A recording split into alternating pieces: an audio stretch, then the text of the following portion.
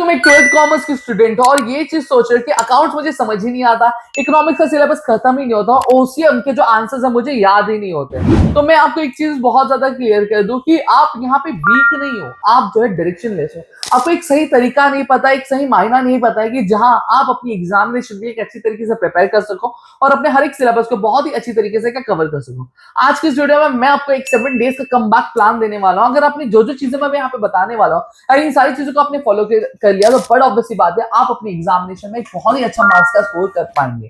तो इस वीडियो के नीचे कमेंट सेक्शन में कमेंट करके मुझे ये जरूर बता देना कि आपके सिलेबस का कौन सा पार्ट यहाँ पे आपका बाकी है। हाँ, यहाँ पे कुछ स्टूडेंट्स हैं जो कॉमर्स जीतेंगे सीरीज की बात कर रहे हो, एक आधा दुकाधा चैप्टर्स बाकी है, वो भी आने वाले 2-3 दिनों में मैं कवर करने वाला हूँ। ठीक है, तो आपकी चीजें कंप्लीट हो जाएंगी। जितनी चीजें मैंने कवर कर दी उसको पहले बहुत अच्छी तरीके से आप कवर कर लो। ठीक है, चलो अब एक चीज की यहाँ पे क्लियर कर लो। सबसे पहली चीज आपको क्या करना, माइंडसेट आपका चेंज करना है। एक चीज होता है कि एक जो स्टूडेंट होता है आप इस पर्टिकुलर पॉइंट पे आने के बाद बोलता है अरे यार मुझसे नहीं होने वाला, मैं नहीं कर पाऊंगा। एक ये चीज सबसे पहले आपको खत्म करनी है।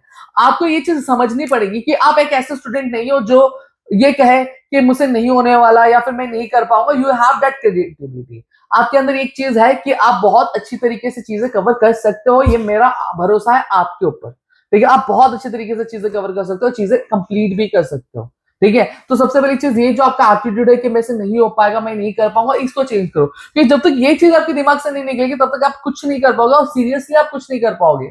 अगर आप ये चीज सोच के चल रहे हो तो आपको सबसे पहली चीज आपके दिमाग से ये चीज पहले निकाल के हटा के क्या फेंक देनी है कि मेरे से नहीं होने वाला, मैं चीजें कवर कभी कर पाऊंगा नहीं। समझ में आ गया? आप आराम से चीजें कवर कर सकते हो। ये आपके दोस्त आपके भाई का आपके ऊपर भरोसा है। दूसरी चीज अगर मैं बात करूं सब्जेक्ट प्रायोरिटी सिस्टम, आपको क्या करना है, आप हमेशा जब कभी भी सब्जेक्ट पढ़ते कोई भी सब्जेक्ट आप पढ़ो, whether you are studying your accounts, whether you are studying your economics, whether you are studying your OCM, whether you are studying your SP, आपको सबसे पहली चीज क्या करना है, आपके पूरे सिलेबस को 3 पार्ट में डिवाइड कर देना है। सबसे पहले क्या होगा, आपका इजियर पार्ट, ठीक है, फिर आपका जो थोड़ा मॉडरेट वाला पार्ट और फिर आपका हार्ड वाला पार्ट। अब यहाँ पे सवाल ये उठता है कि sir what are the things कि जिसके बेसिस पे मुझे ये चीज डिसाइड करनी चाहिए कि मेरा ये चीज मुझे बहुत ज्यादा इजी है या फिर ये चीज मेरा जो है मॉडरेट लेवल पे, ये चीज मेरा हार्ड लेवल पे। देखो मैं सीधा सीधा बोलूं, जो चीज आपको पढ़ के हो गया एकदम अच्छे से वो आपका इजी हो गया।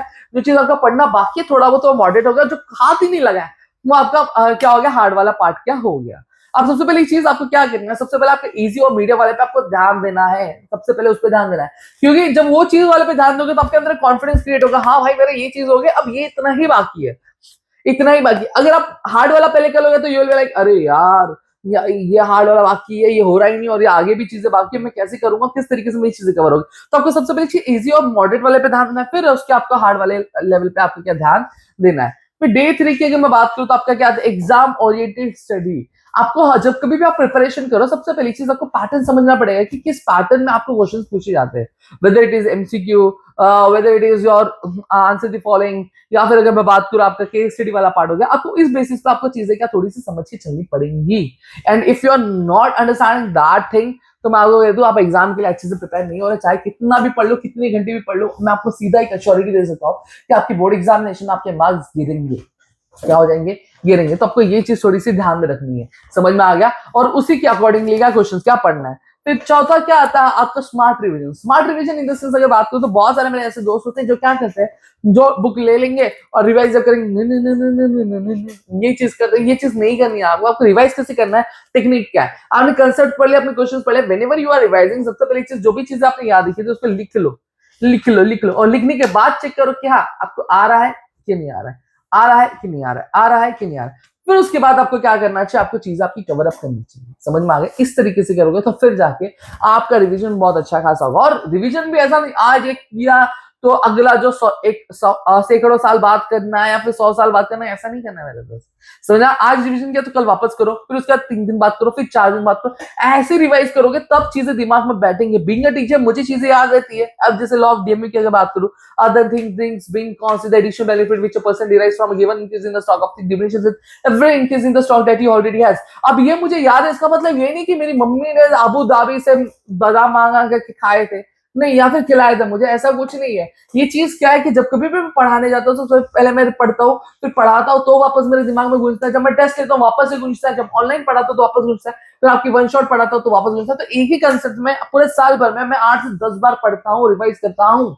तो इस और हर साल करता हूँ, तो इससे वो चीज मेरे दिमाग में बैठ गई। जैसा मेरा नाम मेरे दिमाग में बैठे, तो रिवीजन बहुत ज्यादा आपके लिए जरूरी बन जाता है। फिर आता है PYQ। हाँ, PYQ। अब यहाँ पे सवाल ये उठता है कि सर क्या प्रीवियस ईयर क्वेश्चन रिपीट होते हैं? हाँ, होते हैं। ठीक है। हाँ, अब ये नहीं बोलूंगा कि एग्जैक्ट क्वेश्चन रिपीट होता है, there are many chances. Mostly अगर बात करूं एग्जैक्ट क्वेश्चंस होते हैं 80-25% रिपीट होते ही हैं।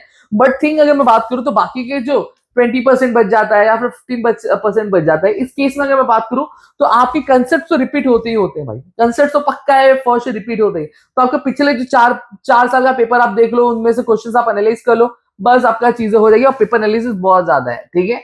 फिर उसके बाद अगर मैं बात करूं आपकी जो स्ट्रैटेजी क्या होनी चाहिए, स्ट्रैटेजी होनी चाहिए। देखो वीक सब्जेक्ट है, बहुत सारे लोग होते हैं यार ये मेरा वीक चैप्टर है, उसको नहीं पढ़ूंगा, या फिर ये मेरा वीक सब्जेक्ट, इस पर मैं ध्यान ही नहीं दूंगा। नहीं, ऐसा नहीं करना है मेरे दोस्त। और मैं आपको एक चीज बोलूं, आपको एक चीज समझनी है कि आपका वीक सब्जेक्ट को आपको आपका स्ट्रॉन्ग सब्जेक्ट नहीं बनाना है मेरे दोस्त। नहीं नहीं नहीं नहीं, गलत गलत चीज है।